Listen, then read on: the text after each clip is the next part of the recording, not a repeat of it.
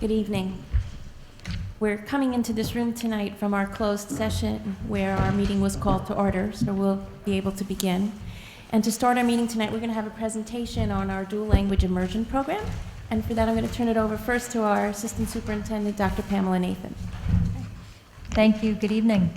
I'm excited to introduce Ms. Sizemore.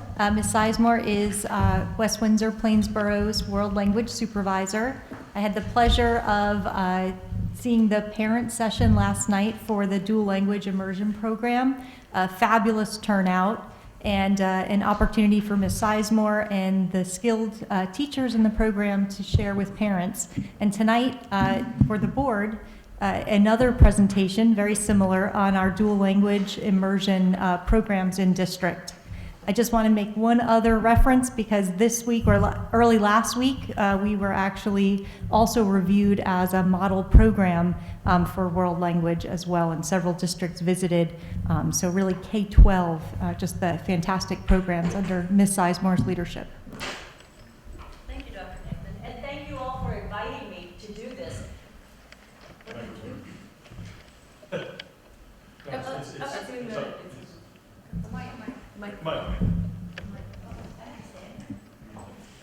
Okay.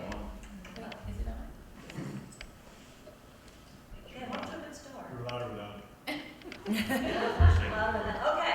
Can you hear me? No, he can't. How about this? Sure. Did that work? Yes. Okay. Thank you for inviting me to come give you an update on the dual language immersion program. I'm actually really excited to be here and tell you about this. This has been a real labor of love. I think we first introduced this to you all 3 or 4 years ago. And so I've kind of gone back and tried to reframe this in terms of the who, what, when, where, why, to refresh those of you that were here, and there are some of you that are new that haven't had experience with the program. So this first picture right here, I don't know if you can see it, but that's our Spanish kindergarten, and that's kind of a little microcosm of what our DLI program is. That was for the 100th day of school, and so they wanted to celebrate the fact that she asked the students if they thought they knew 100 words in Spanish. Well, they thought they did, and so they made it into a math problem. And if they wanted to do groups of 10, how many would they need? So they counted by 10. They'd been working with patterns, so they figured out colors would be the pattern. And then they figured out what categories they knew 10 words in, and all the children wrote, and they put it up there. So that's kind of how DLI works. They learn language through the content. And we're going to go into a little bit more depth. Are you going to help? Thank you. So I'm going to start with the why. This is goal 2 in progress. We wanted to do this because students in a DLI program have higher second language of proficiency and enhanced global citizenship, which supports our district's goal 2.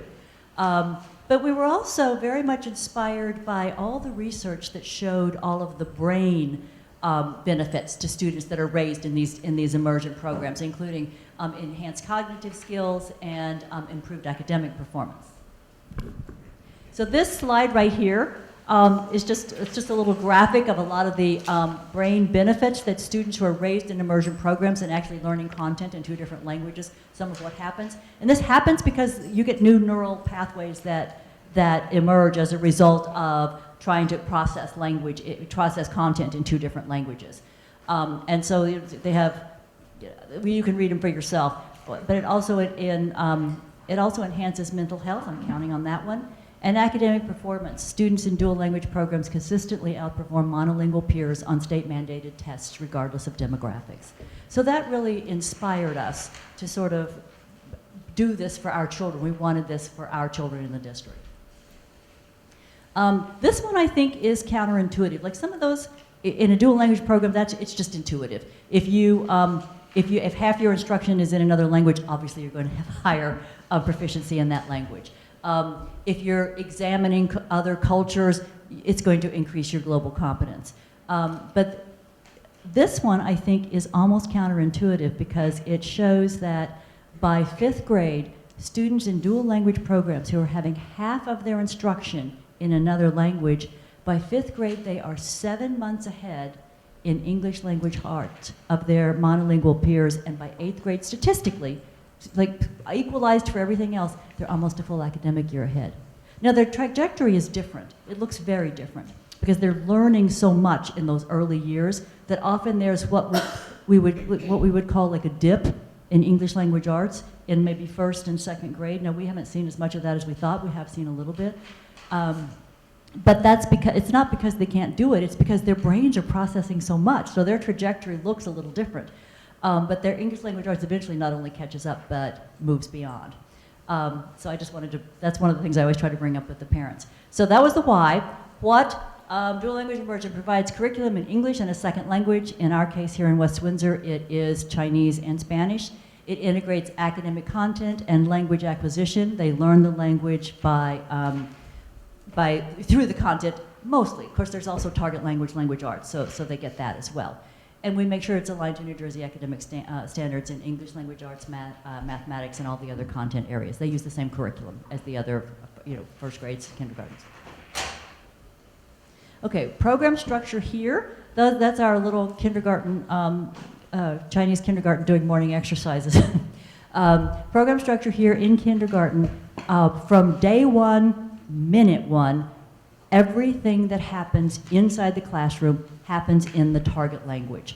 Now, when I told this to the parents last night, they were kind of like, but they do it. I mean, the kids are all speaking in English, but from the minute that they walk in, there's no, the teachers do not speak a word of English. Now, when they go out to music and PE and assemblies and all that kind of stuff, all that happens in English. All the regular school stuff happens in English. But everything that happens inside the classroom that the teachers say happens in the target language, either Spanish or Chinese. Now, if something needs to be said to the kids in English, like there's no reason to make kids try to understand what an evacuation is or like a lockdown. So they'll have someone else will come in and tell the kids in English. Like I've done it sometimes for the teachers so that they don't have to hear their teacher speaking something else. Fire drills can be done in target language because they all learn to line up right away. So yes, I think that's good. Program study structure 1st through 5th grade. Our first cohort's now in the middle of 1st grade. We have paired teachers. And so the English teacher teaches English literacy. That's reading, writing, word study, and read aloud. They also do content area transfer, which I'll talk a little bit more about. And then, of course, when they go out for their specials, all of that happens in English. The target language is math, science and social studies, and target language literacy. And the way this works, the way we do it here, there are several different models, but the model that we've chosen is called the roller coaster model. The two classrooms are always right there together.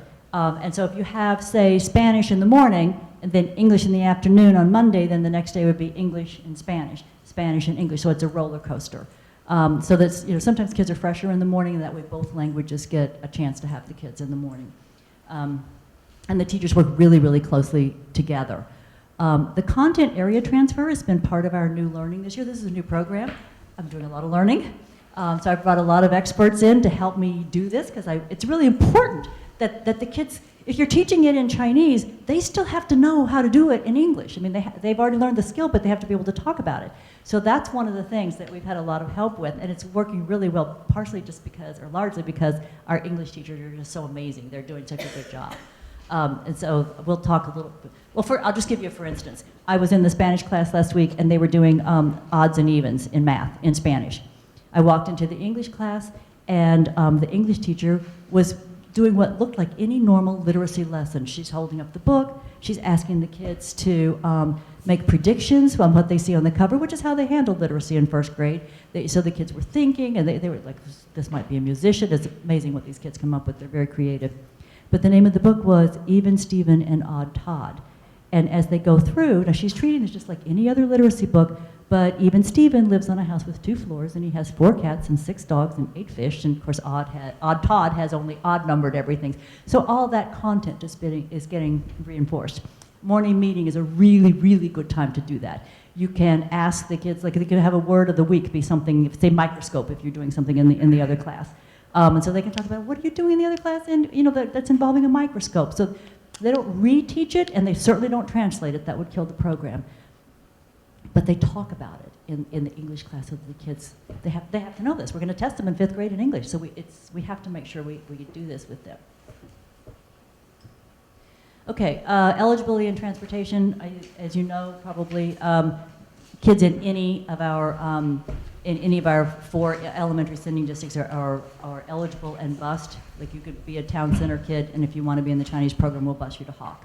No more than 50% of either program is comprised of heritage students. So, and we make sure that parents understand that this is a multi-year commitment. All these benefits we've been talking about, they don't happen if you do this in 1 year. You need to think about whether this is something you want for your child. And if we need to do a lottery, we will do it. Okay, Mandarin Chinese is at Hawk, Spanish is at Dutch Neck. I think probably everybody already knows that. These kids, let me just talk about this picture. I should have been talking about these pictures. They're so cute. These kids are in Spanish first grade, and they're coding. I kid you not, they're coding. The teacher is giving a math problem out orally, in turn, like each kid gets a turn, and the kid then figures out the answer, and then codes that little purple mouse to go to I mean, it took me a long time just watching them to figure out what they're doing, but they push little buttons and code it to go to the right spot. She said, well, they all like to do this on the computer, so I just got a big thing. I'm like, wow. But anyway, so our Spanish first graders are coding. Okay, this is our Chinese kindergarten, and this is a small reading group. Our Chinese kindergarten kids are reading in characters. That's the small reading group. They all are supposed to use their fingers to follow the characters. You can see the teacher's helping one, she's actually the instructional assistant, is helping one of the students find the character that they're currently on. But our program goals are to meet or exceed academic achievement levels in all content areas of district curriculum. We follow the same curriculum as any other kindergarten, first grade, second grade. To acquire a high level of communicative and academic proficiency in both English and the department and the target language. And gain a deeper appreciation of culture, or appreciation of other cultures and a deeper understanding of their own. With this slide, I always tell the joke that it's like the Dr. Seuss comedy where there's two young fish swimming along, and an old fish comes by and says, "How's the water, boys?" And one of the young fish says to the other, "What's water?" You don't know you have a culture until you have something to compare it against, because it's just life. It's not your culture, it's life. And then once you compare it to another culture, that gives you a deeper understanding. We're a very multicultural district, so we don't just do Spanish and American and Chinese and American. We honor all the cultures in these, so the kids get a chance to talk about all of their celebrations. Increased capacity for creative thinking and problem solving. That's not anything we do specially. That happens with dual language immersion. And we really wanted to ensure that our students are integrated into the fabric of the school. We did not want a little silo of kids that are DLI, that are kind of separate from the school. That would defeat a good part of our purpose. And it's been exciting for me to see how well this has been accomplished. This picture right here is the Hawk Kindergarten Spooktacular. And there's 4 kindergartens at Hawk. 3 are taught in Chinese, 3 are taught in English, and 1's taught in Chinese. They all come out here together. When the English kids are speaking, the Chinese kids are doing sign language for those songs. And when the Chinese kids are singing, the English kids do sign language for those songs. So they all do it together. The PTSA mother comes out and talks about, how the possibility for cross-cultural activities. So it's just fun. It's exciting to watch. And our teachers, they all plan together. Our teachers plan with the other kindergarten teachers and the other first grade teachers. So I feel like that has been a success, and I have to give a lot of credit to the principals in the buildings. I think that they have really sort of fostered that and helped us move that along, so I feel good about that. Okay, so what have we learned? One of the funny things that we learned is you better require parents to come to an information session. I now do not send out a link to sign up for the program unless you've been to one of my information sessions, and we had over 100 people show up last night. But what happened, just a funny story, what happened our first year, we had a huge number of people sign up, and Martin Smith and I were like, oh my goodness, we had to do a lottery, we did the whole thing, and it turned out they hadn't read any of the brochures or the website or anything that I had put out there. They all thought they were getting full-day kindergarten. So they thought they were going to have English in the morning and Spanish in the afternoon, and that was it. So now we insist that parents come and actually find out what the program is so that you can be sure this is what you want for your child. Another thing that we have learned is how incredibly valuable the instructional assistants are. Thank you. You guys approved to have instructional assistants. They are all fluent in the target language, and they fully function as co-teachers. Certainly with 25 kids, having another adult in the room helps, but that's not even the main thing that they provide. They do a lot of small group instruction. You saw our Chinese kindergarten instructional assistant leading a small group, and they all do that. That was the assistant, and remember the coding? That was the instructional assistant. So they really do work with small groups, which really enhances our ability to provide instruction to these children. They do assessment, because they can walk around while the teacher's doing like an activity, sort of a whole class activity. They can walk around and see who's getting it.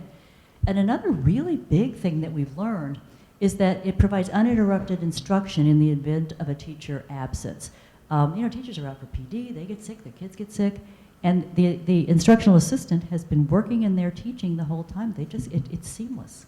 So that's been a real positive, and it's been training for our new teachers, especially in Chinese. A lot of them are coming through the program as instructional assistants and getting their certs. And the other thing we've learned is content transfer strategies this year, and I already talked a little bit about that. So where are we and what's next? We currently have approximately 200 kids in the program, 50 in kindergarten and first grade in each language. So, and we're moving into our third year. We had our first parent information session last night. As I said, it was very well attended. And we're looking at curriculum, what we'll be doing. Like we're really starting to gear up and prepare for moving our first cohort into second grade. So that's the end of my presentation, but I don't know if it's appropriate, but I'd be more than happy to take questions if anyone has any. Louisa. I'd just like to know, has there been a significant dropout rate, or are the kids staying? They're mostly staying. We've had a couple of kids move. We've had one little boy in one of the programs. We did the parents, and we determined it wasn't appropriate for him. He had special needs and needed like things, and so he moved out.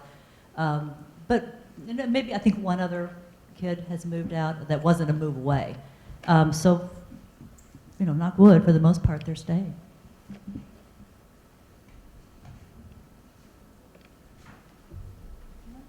Any more? Okay. Thank you very much. I really enjoyed being here with Thank you. you. Thank you.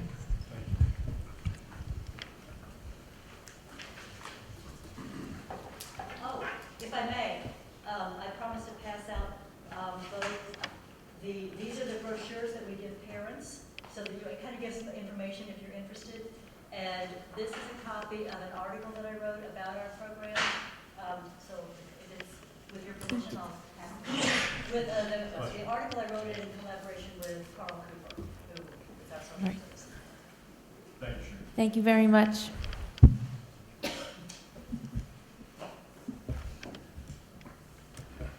It's now time for the first opportunity for public comment.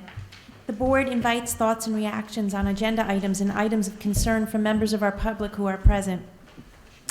Each participant is asked to give his or her name and address prior to making a statement, which shall be limited to 3 minutes. All statements shall be directed to the presiding officer.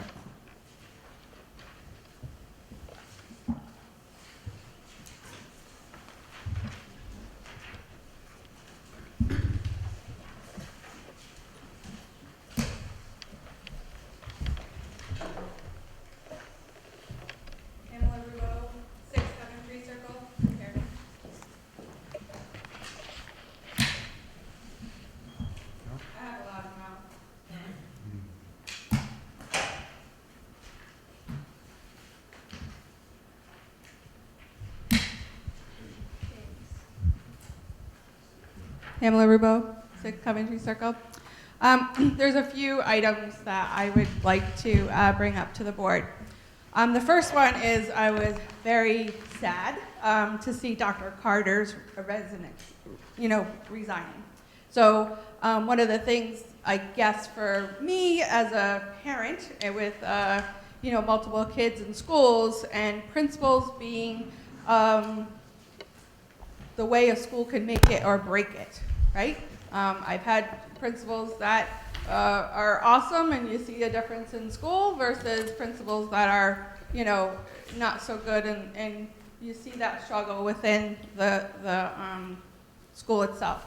Dr. Carter, I have 2 boys, one's in CMS, one's in high school north, and I have to say she's the best principal that we've ever had. out of all the schools that we've had, including North. So I guess I want to make sure that there's a parent thoughts about a new principal for community. I'm not really sure how this is done, but I did ask my kids, like, oh, who do you see as principal? Because I truly believe we should try to promote within. That's why, progress within. He said, well, we just have to make sure they're not grudge holders. So what do you mean by that? So we had a little conversation about what that means to a kid, right? It's very different than what it means to an adult, per se. So I think that we need to make sure that community is a huge place. As we saw in last presentation, it's a big grades for bullying. So I think it's important to make sure that we, get feedback from the community and going forward about principals and assistant principals of who we think and, does well and get that feedback from parents. I'm going to take more than my 2 minutes. Sorry, I'm the only one here. I'm sorry, you have 3 minutes. We have a second opportunity for public comment, and you can speak for another 3 minutes at that time. Great. Thank you.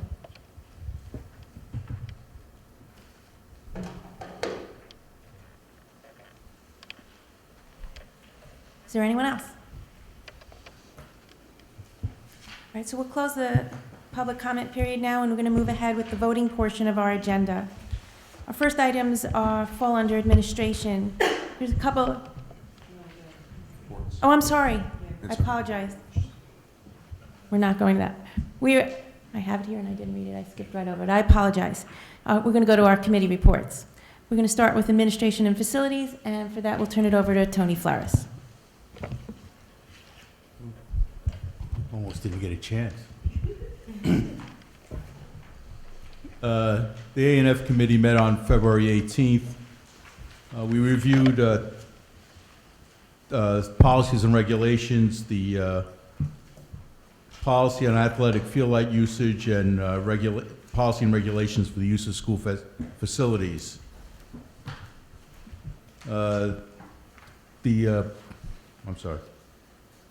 The committee discussed the need for amendments to the policies and in support of district school organizations. The committee recommends the amended policy and regulation for the first reading tonight. And there were no changes. For the policy on the use of school facilities, the lighting and the regulations.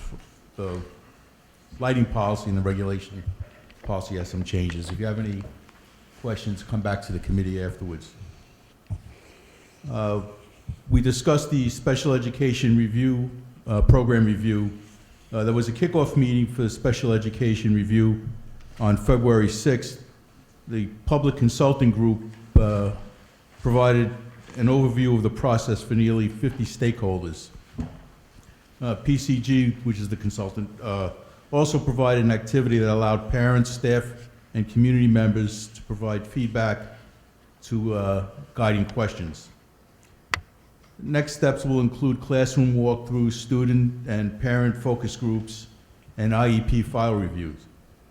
While PCG will lead the external review, the district will also initiate an internal review with district staff to review the process and procedures in the special education department. And we discussed referendum projects. Several are underway in the construction and bidding process.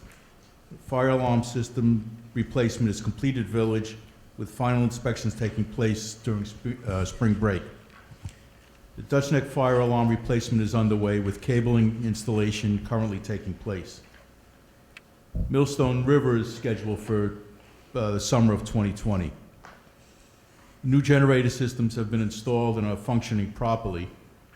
Bidding for HVAC upgrades at High School North, Millstone, and Wyckoff were opened on the 20th, with an anticipated award date of February 25th, at tonight's meeting. Bidding for renovations of toilet rooms and security vestibules is scheduled for February 24th, with an anticipated award date of March 31st. Construction for the addition at Grover Middle School is underway, and regular meetings are being held with the contractor. Bidding is underway for construction and renovations of the Community Middle School, with a bid opening scheduled for March 3rd and an anticipated award of March 10th. Bidding for the Media Center renovations at Dutch Neck, Millstone River, I guess we're taking yesterday on the 24th, with anticipated award date of March 31st. Phase 1 bidding for the site project at High School South will begin, will begin on February 24th. Concerning the equity update, district equity teams continue to develop and implement goals for this school year and next school year. Building administrators are leading equity presentations and activities during facility and department meetings. The staff will be offered summer training opportunities in the near future. Concerning security, new classroom phones have been recently updated with a feature to allow teachers and staff to make outside calls in case of an emergency. All Class 3 officers have been hired and are in place in Plainsboro schools, and West Windsor continues to screen and interview candidates for the night shift and floater positions. There are also 2 job descriptions on tonight's agenda, a Secretary 2 and an Operations Foreman, and these were updated to reflect appropriate administrators for which the positions report, and the Operations Foreman was amended to require a valid New Jersey driver's license. And they're on the agenda. We recommend their approval. Our next meeting is scheduled for March 24th. Are there any questions for the A&F committee? All right, then I'll turn it over to Dana Krug for the curriculum report. The curriculum committee, we met on February 19th. Sherry Sizemore, who just gave the presentation, shared a similar presentation on the dual language immersion program. And we were able to ask questions and discuss the program further with her. And we want to thank her for coming out to that meeting and tonight's meeting. We next discussed very briefly the High School South proposed choir international trip for the spring of 2021, which is supposed to go to Ireland. This is going to appear as a future agenda item.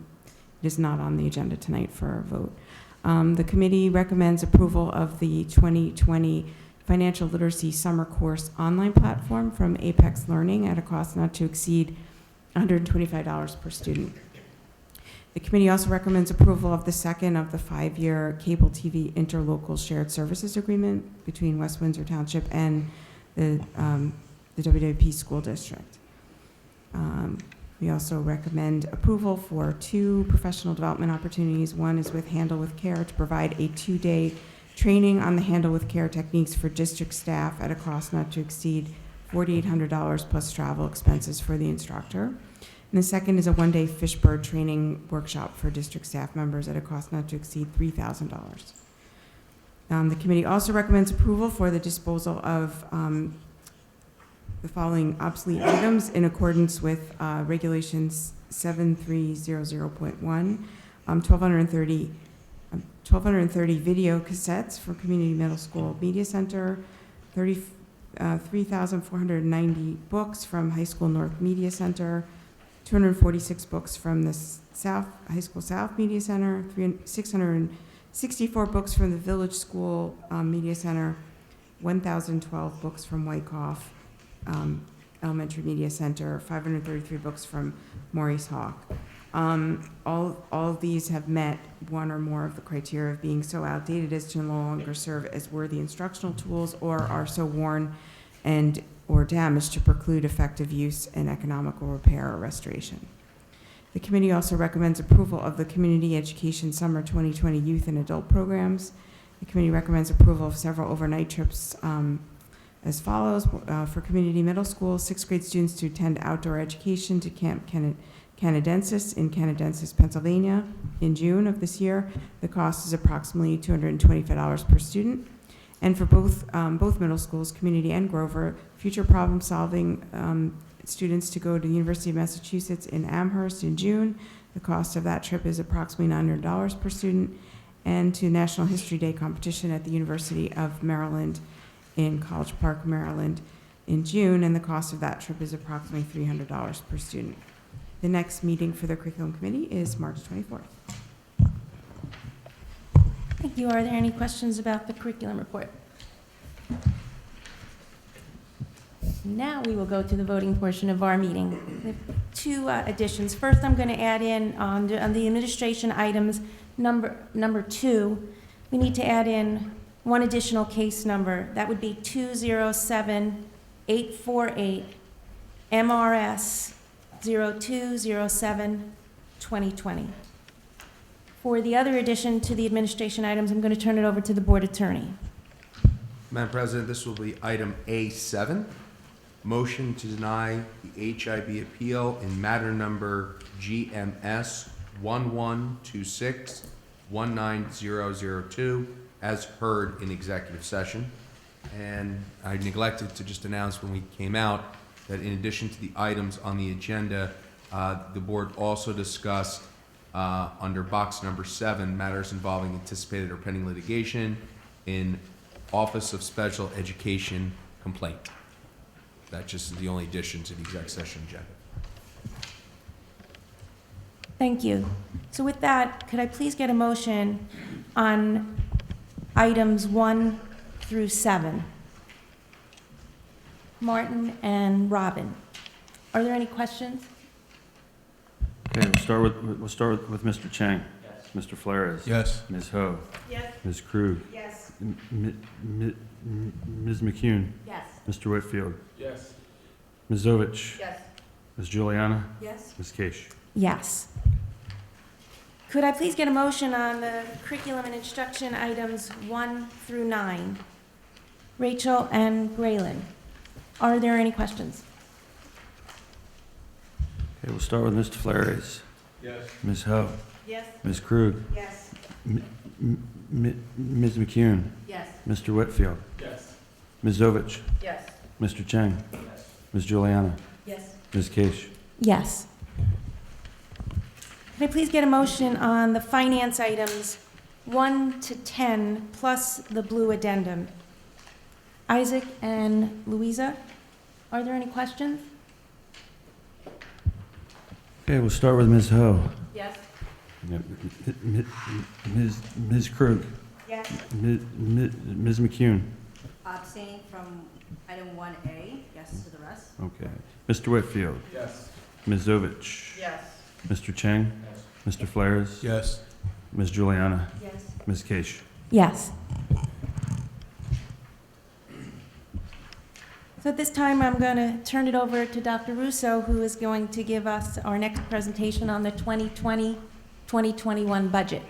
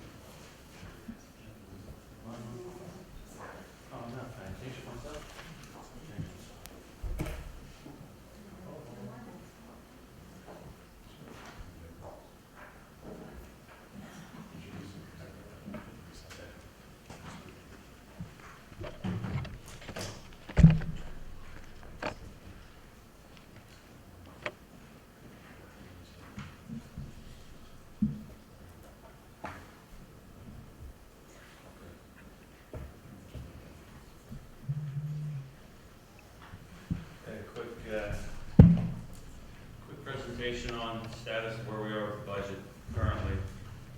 Last week we had a budget retreat on Thursday night. Go into many of these items in detail. This is a quick summary, more or less, of the public mission statement. We review each time we review the budget. Strategic goals, again, we review those as well. Everything we do with the budget fits within the mission statement or the strategic goals of the district. Read them. Yeah, I think everyone has seen these multiple times. All right, what's the school budget? One reason this district has had,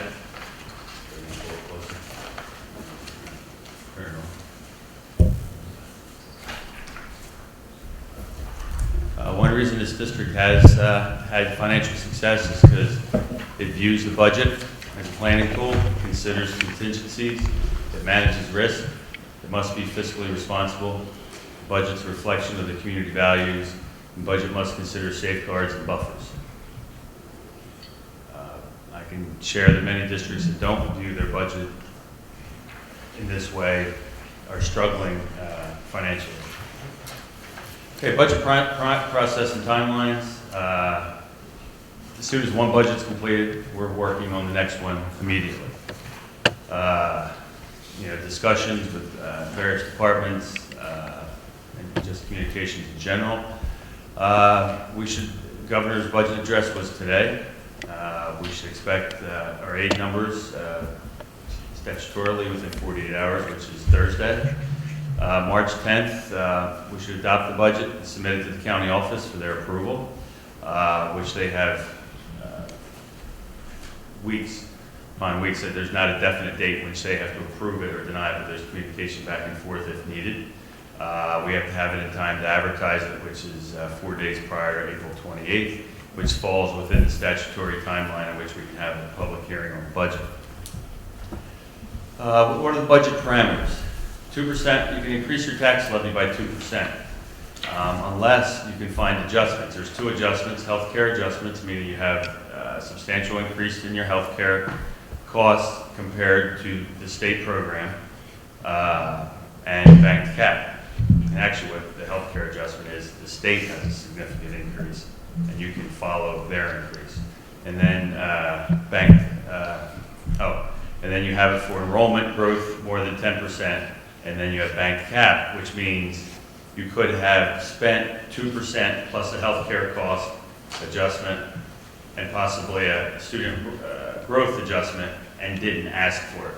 So banked cap is spending authority. It's not actual money, it's the authority to ask for more money in a future year.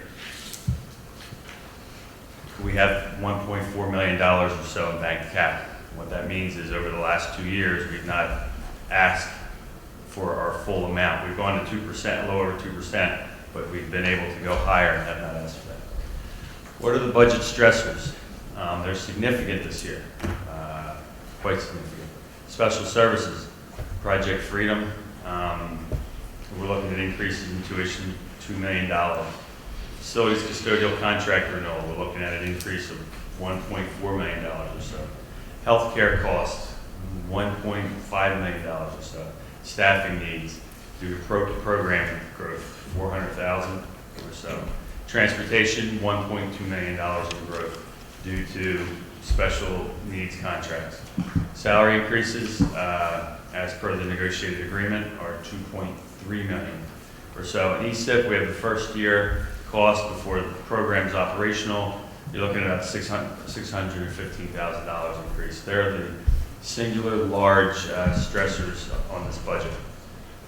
What's it look like when they're incorporated? Incorporated into the rest of the budget lines. Regular programs we're looking at a $704,000 increase. Special ed tuitions and instruction, $2.2 million increase. Athletics and activities, a $17,000 increase. Educational support, which is everything pretty much other than the regular programs, an $863,000 increase. improvement of instruction and training, $229,000 increase is what we're projecting at this time. Administration and technology, $107,000 increase. Operations and maintenance, this is where the buildings and grounds subcontracting would fall under, looking at a $1.1 million increase. Transportation, the $1.2 million as I've shared. Benefits and pensions, due to economies elsewhere, it looks like a little over $1 million increase for the entire benefits and pensions line. And capital outlay, a $6.4 million increase. That's for the additional work at community for the parking lot. That's the infrastructure needs outside of the ESIP financing of like $2.9 million, and then just increased capital reserve expenditures for repairs, Grover roof and the high school north roof. And I got one slide ahead of myself, because if you've been here for several years, you will have seen the term the HSS ball stopper. It's not a ship or a plumbing term. That's a safety netting along 571 that has been on the budget since I've gotten here, and we're still trying to figure out the correct way to install such mechanism, because it ends up interfering from one softball field into the other. There's encroachments off the main road, issues. Some money for door replacement at Dutch Neck, High School North composter that we're working with Princeton on for a grant. Again, it's in its infancy stages. High School North roof restoration, that's about 2/3 of the cost. We had budgeted some money this year. High School North lock hardware, $120,000, still working on that project. Grover Middle School roof coating, that's about 2/3 of what that project will cost, as we had budgeted some money in this year's budget. Community middle school parking lot, that's what I mentioned about the expansion as part of the referendum. ESIP HVAC work, that's the equipment that doesn't fit in the financing of the, there's 2 of those payments, first 2 years. Anything that didn't fit into the ESIP financing had to be funded in the first 2 years. That's how the law works. And ESIP asbestos, obviously, you can pretty much guarantee any public building has asbestos in it. That's an in-case number. Capital reserve, it's $8 million.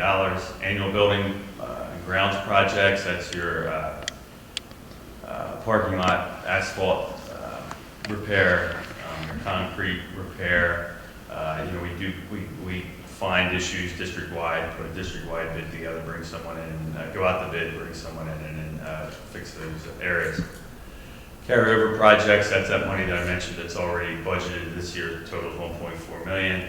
So the total capital projects numbers are $8.055 million. Any questions? Okay, thanks. Thank you.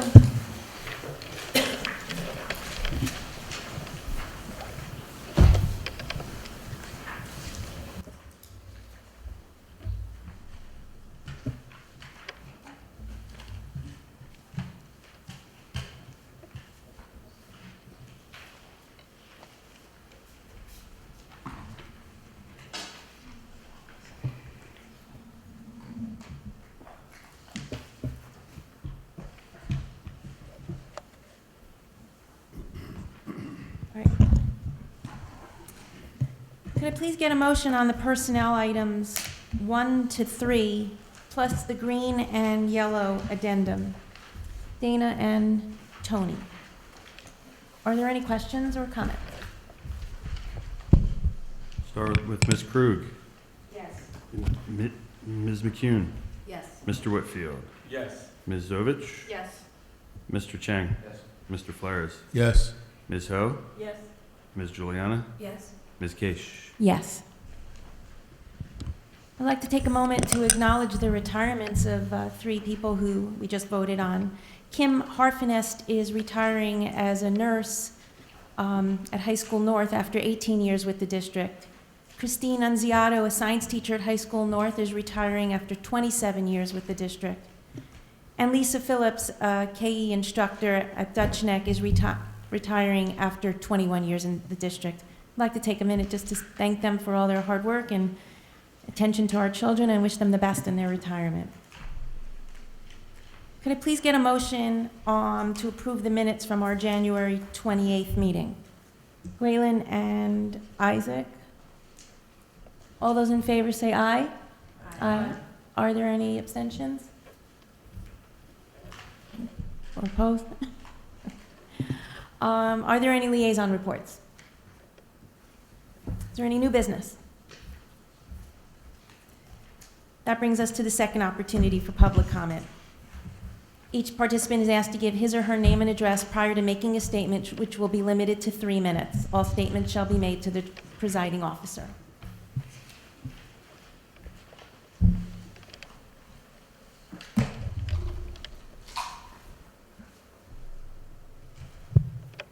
Pamela Rubo, 6 Coventry Circle.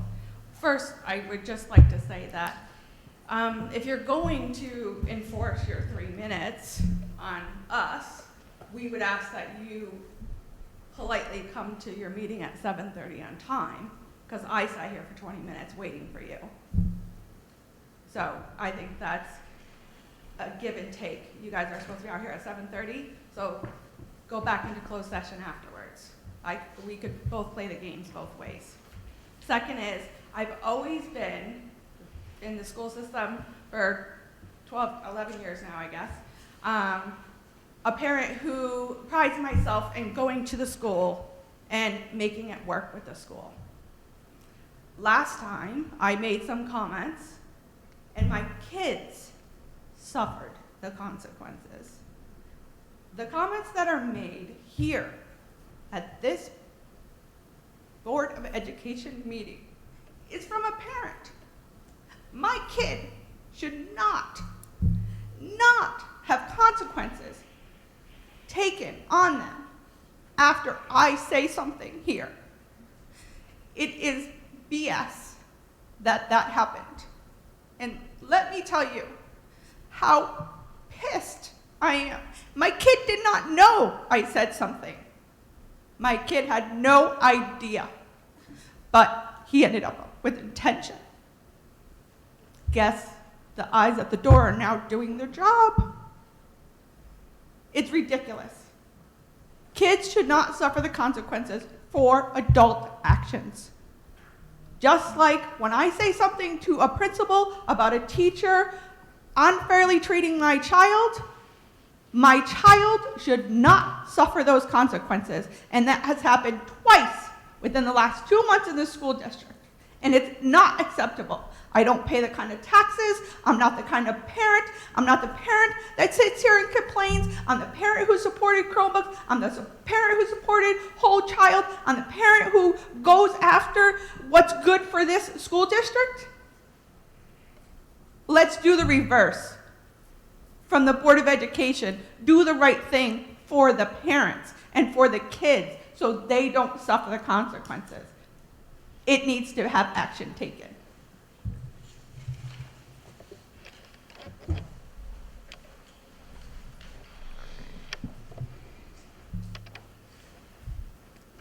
Is there anyone else? All right, that will close the second opportunity for public comment. We're going to need to go into another closed session, so I need to read this statement.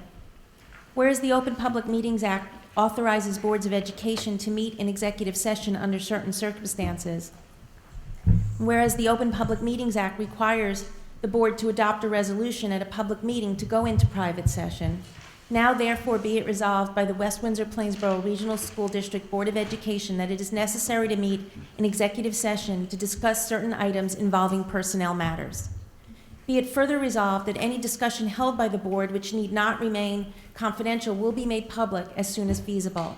The minutes of the executive session will not be disclosed until the need for confidentiality no longer exists. Be it further resolved that the board will not return to open session to conduct business at the conclusion of the executive session. So can I please get a motion to go into executive session? Martin and Louisa? All those in favor say aye. Aye. Okay, we're going to take about a 5-minute break and we'll meet in the usual room. Okay.